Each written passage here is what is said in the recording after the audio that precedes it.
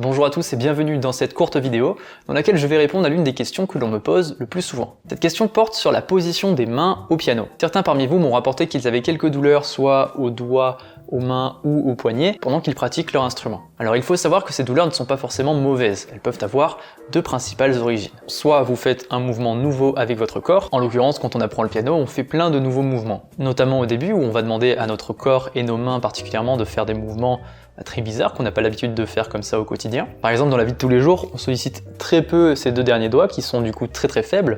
Personne ne mange comme ça, ce sont des doigts qui sont extrêmement faibles. Et en piano, on va passer du temps à les réveiller, à les secouer un petit peu, à leur demander de bosser. Donc dans ce cas, les gênes sont normales et font partie du processus. Comme quand vous commencez un nouveau sport finalement. Votre corps ne va pas être habitué à faire ces nouveaux mouvements et vous allez vous retrouver le lendemain probablement à avoir des courbatures.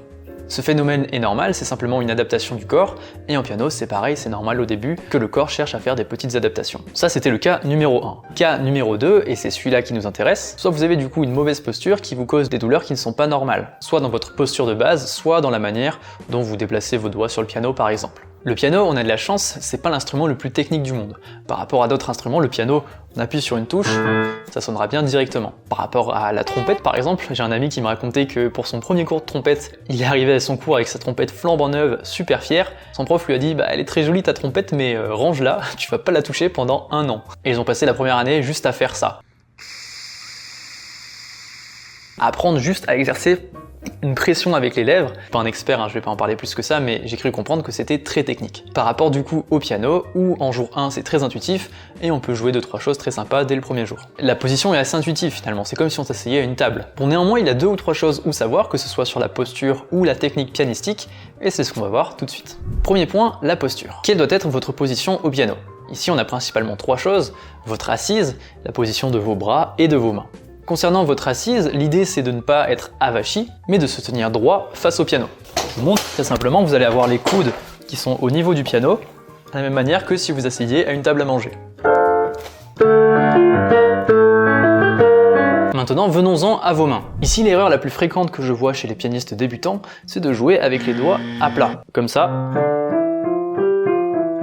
Et ça, on veut éviter. L'idée c'est d'avoir les mains légèrement arrondies. Vous pouvez poser votre main sur votre genou et garder la forme que donne votre genou à votre main. Donc les doigts arrivent légèrement par-dessus dans cette forme arrondie et votre poignet reste souple. Ça aussi c'est une erreur très courante chez les pianistes débutants, si vous levez votre bras, votre poignet doit rester souple. Vous voyez ma main là elle pend totalement. Ce qu'on veut éviter c'est justement de rester comme ça, vous voyez là je lève mon bras, la main reste tendue dans l'alignement. Non, si vous faites ça, vous vous crispez, vous allez avoir des tensions inutiles. C'est fatigant de jouer comme ça, donc forcément, si vous restez une demi-heure avec les mains et les bras comme ça, vous allez avoir des douleurs, c'est sûr. Donc on laisse bien les poignets relâchés, c'est important. Maintenant, un mot sur la technique de déplacement sur le piano. Si on prend cet exercice, un pianiste débutant va le jouer de manière immobile. Pour répartir les contraintes partout sur le corps et soulager les doigts et la main, on va accompagner le mouvement avec le reste du corps, notamment les poignets. Vous voyez quand je monte, les poignets montent également et ils redescendent. Vous voyez, on fait des petits cercles comme ça et on accompagne, et le reste du corps suit également.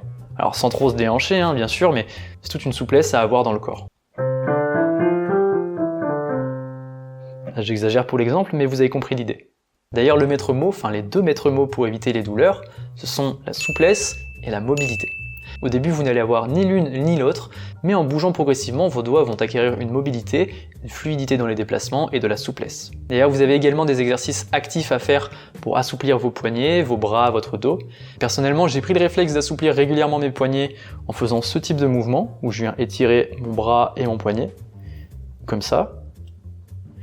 Voilà, après je suis pas kiné ni posturologue, il y a sûrement d'autres subtilités. Moi je suis prof de piano donc je vous enseigne ce que je connais sur le piano et les postures, mais il y a aussi des gens qui ont un souci de santé particulier, donc si vous avez des douleurs spécifiques, je vous invite évidemment à vous rapprocher d'un professionnel de santé dont c'est le métier.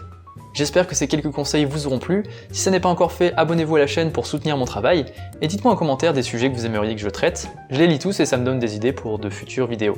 Si vous débutez au piano, vous pouvez rejoindre ma formation pour devenir un pianiste autonome, dans laquelle je vous donne une manière de construire votre pratique du piano en autodidacte, ce qui est primordial si vous apprenez sur internet. Si ça vous intéresse, c'est le premier lien qui est en description de la vidéo.